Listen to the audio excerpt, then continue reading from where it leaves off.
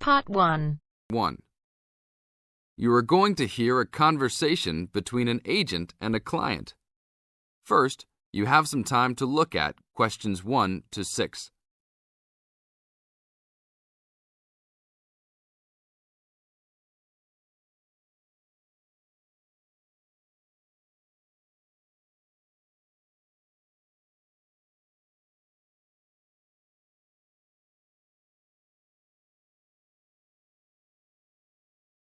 Now listen to the tape and answer the questions. Hello? Hi, good morning. Are you open yet? Yes, we are. Come in. Would you like to rent an apartment in the city? Well, kind of. I'd rather rent one near the harbor if possible. Oh, okay. Do you like the water? Yes, I do, but I actually repair sailboats for a living, so I'd like to be close to work. That's understandable. We all want to live close to work. Well, I think I have something near there. How many rooms would you like? Just one. I'm alone. But I would like to have an extra room for my dog. So you'd like 2 rooms and an apartment that accepts animals. Here's one. It's 1 block up from the harbor and renting for $445. How's that? That's perfect. Just what I was hoping to pay. What floor is it on? Floor? Oh, it's on the 12th floor. That's too high. I'd like to be on the 1st or 2nd floor so that I don't have to use the elevator. My dog, he's scared of them. Oh, well then, that's a little more complicated. Let me make a few calls. Okay, I think I found a couple more for you. Here's one that might suit your needs. How much? $395 a month. That's cheap. But it's only a 1-bedroom, a large one, but it's still just 1 room. Oh, well, regardless of whether the room is small, I still need a separate room for my dog. What else do you have? Then I have a 2-bedroom for $565 on the 2nd floor that is a little further away from the harbor. How far? About a half mile, and they accept pets. That's a little more than I had planned on paying, but I guess I could look at it. What's the address? 224 Williams Avenue, Harbor Square. 224 Williams Avenue. Got it.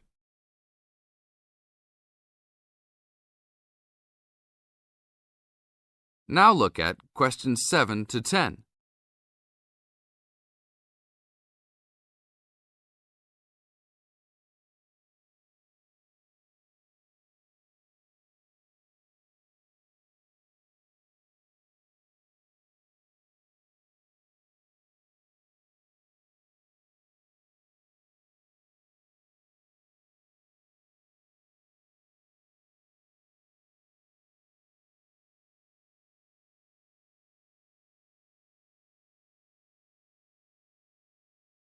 As the talk continues, answer questions 7 to 10.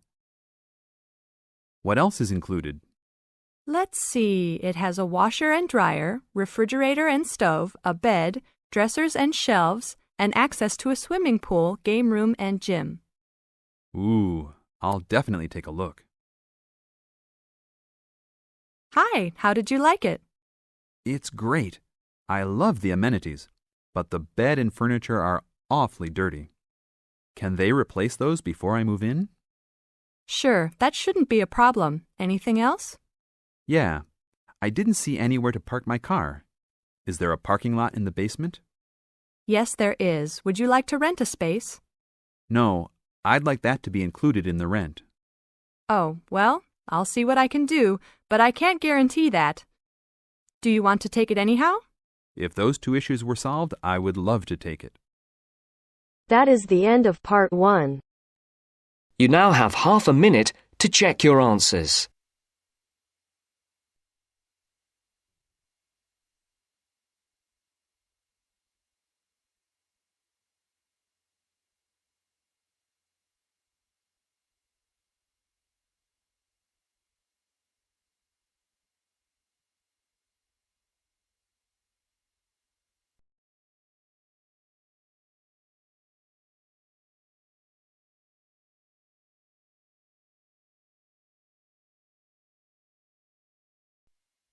Now turns to Part 2.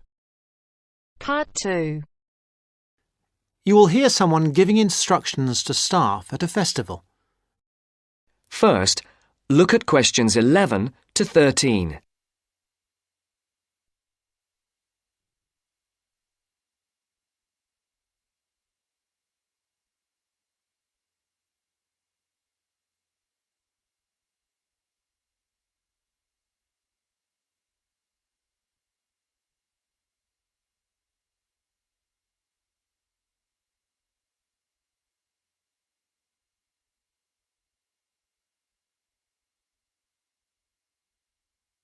As you listen to the first part of the interview, Good morning, everybody. I'd like to welcome you to the Castle Pop Festival. My name is Sandy, and I'm the General Manager of Castle Pop Entertainments. And I just want to take a few moments to mention a few things to you before you go and have your detailed briefings in your work groups. You all have a copy of the plan of the festival grounds. Now, most things are obvious, but I'd like to point out first the visitor toilets here along the side of the main area. Kindly do not use these yourselves. Your own facilities, the staff toilets, are beside the breakfast tent. Also, there are public telephones behind the stage. I mention these two things because they are places that visitors often ask for. For yourselves, one of the most important places is the staff meeting point. This is new this year, and the only thing to remember is that it exists and that when you refer to a meeting point between yourselves, you need to make clear which one you are talking about. The staff meeting point is between campsite 1 and the disabled viewing area. This is not marked on the general maps, but it is marked on the maps you've got there. The visitors' meeting point is, as you can see, in the centre of the main area, between the breakfast tent and the entrance. Now, another important facility is the first aid tent. This is a big round tent, so you can't miss it.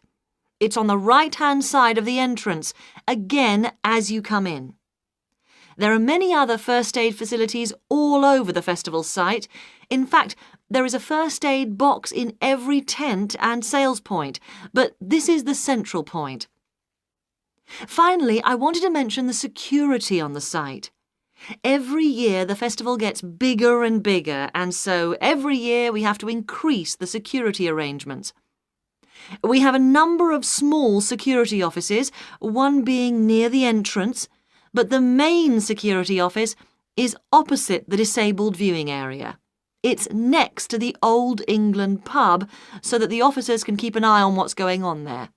And of course, in that office there is a full supply of first aid equipment too. And don't forget, those of you who can't wait till you get your pay at the end of the festival, there are some cash machines in the wall of the Old England pub. now look at questions 14 to 20.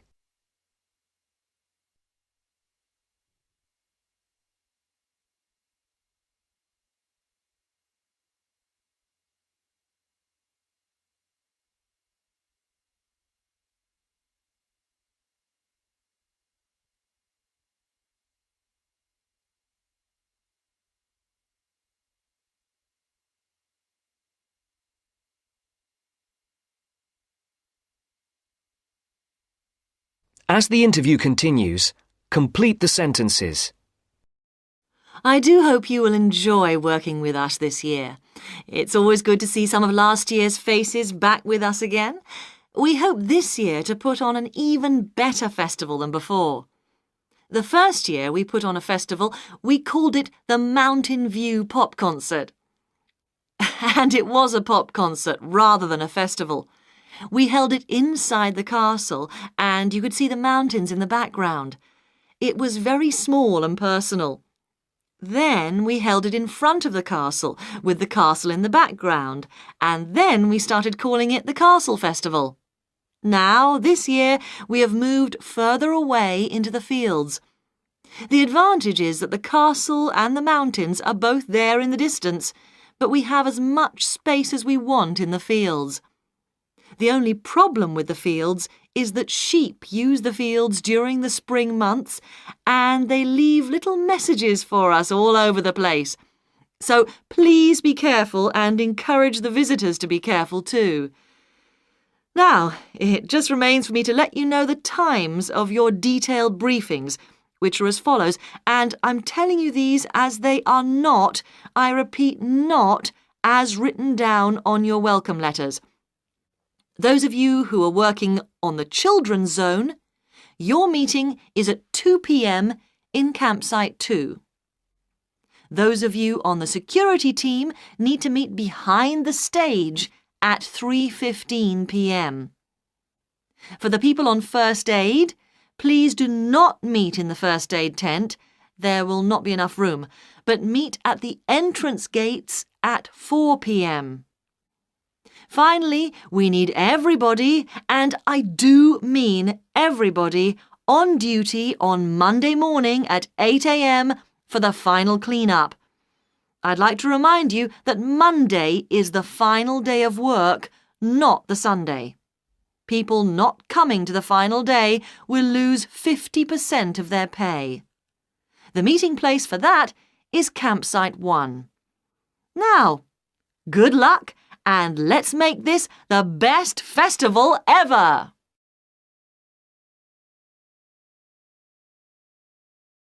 That is the end of part 2. You now have half a minute to check your answers.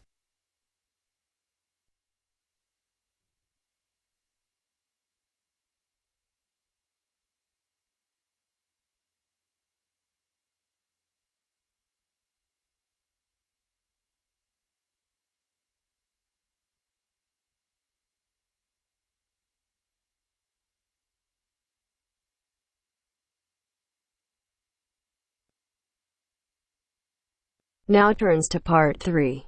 Part 3. Listen to somebody giving a talk about how setting goals can help you achieve more. First, you have some time to look at questions 21 to 24.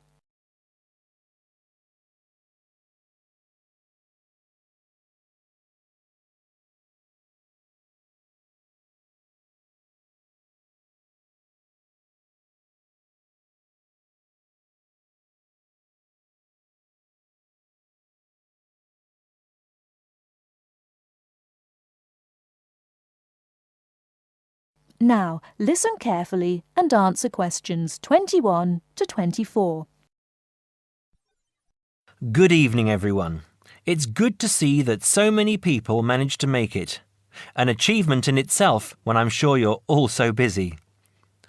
This evening, I'm going to talk with you about setting goals and how setting goals can help you understand what you really want to achieve. First, though, I'd like to start by saying what I think achievement actually means. I think some people think it's simply about being successful in a job or making money, but it certainly doesn't have to mean that. Achievement is simply accomplishing goals that you set for yourself, doing what you plan to do, and people might plan to do all sorts of different things. Achievement is about realizing your dreams. I would also like to say that to achieve, you must have belief. Belief that you can do whatever it is you want to do. There is more to achievement than simply wanting to do something.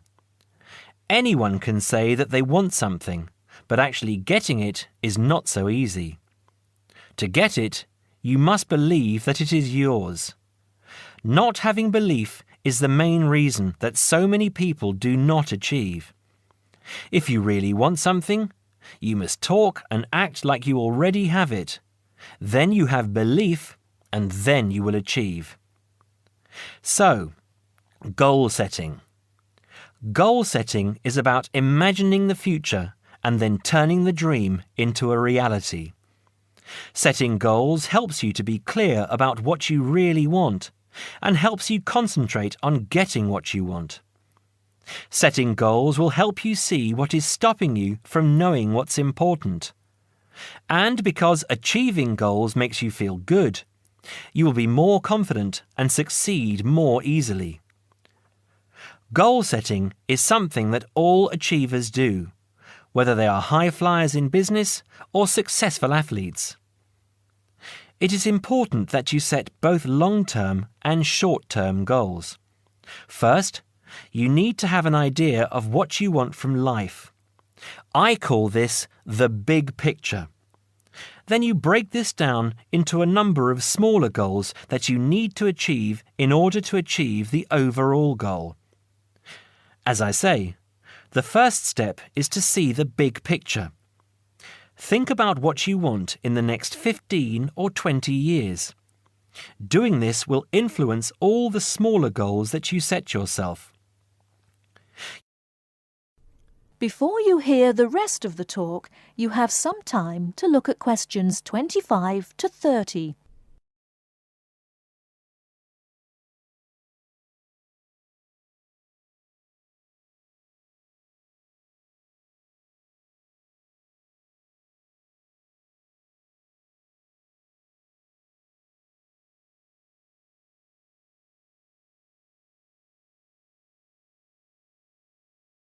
Now listen and answer questions 25 to 30. You need to think carefully about different areas of your life and how they influence each other. You should identify the important areas of your life and try to set goals in each of those areas. Here are the areas that most people want to focus on. But remember that everyone is different. First, think about your career. How important is your career to you? Do you want to be a manager or run your own business? Or are you happy working for other people? Connected to this is the financial side of your life. What sort of income do you want to have? Is wealth important to you? You need to think about long-term relationships. At what age do you hope to be married? Do you want to have children? How much time do you want to spend with the people you love? You need to think about your health and how that could change what you can achieve. How will you stay healthy as you get older? Do you do anything that is not good for your health? And how will you try to do those things less or stop doing them completely? Finally, you need to think about your free time, your hobbies and interests. How much time do you want to have to do what you really enjoy? It is difficult to achieve goals in one area if you feel that you don't have the time to do the things that really make you happy. Now, when you have this overall picture, try to set yourself one goal for each area. Make sure the goals are what you really want and not what you think other people want from you.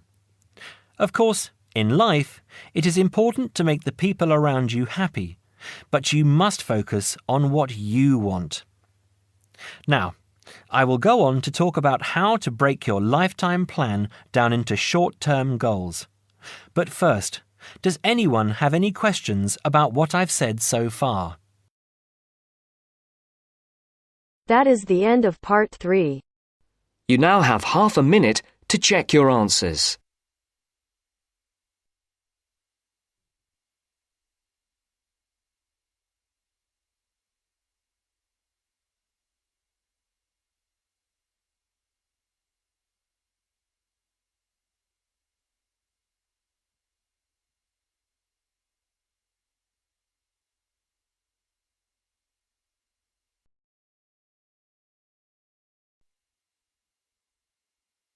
Now turns to part 4. Part 4. You'll hear a discussion about how to manage time. First, you have some time to look at questions 31 to 40.